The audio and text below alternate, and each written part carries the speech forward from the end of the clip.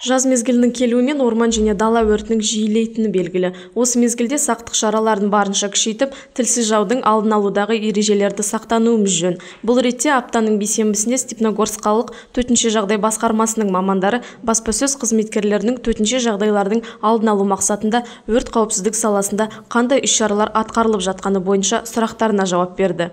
За истекший период 2020 года на территории Степногорского региона. Ағымдағы жылдың өткен кезеңінде Степногорск аумағында орман және дала өрттері тіркелген жоқ. Алайда қоқыстың, құрғақ шөп пен электр сымдарының тұйықталу салдарынан туындаған 74 өртену жағдайы тіркелді. 2019 жылы бұл көрсеткіш 77 жағдайды құраған. 2020 жылдың өткен кезеңі бойынша 120 шақырту тіркелді. Оның ішінде 19 жағдай өртену, 70-і қоқыстың тұтануы, 3-еуі үй жағдайында ас әзірлейтін пештердің өртенуі және бір жағдай құрғақ шөптің тұтануы болса, 27 жағдай құтқару шаралары деп отыр баяндамашы. Сондай-ақ жауапты жүйелердің мәлімдеуінше, халықтың өрт қауіпсіздігін сақтау бойынша демалыс орындарында жадынамалар таратылып, түсіндіру жұмыстары жүргізілген.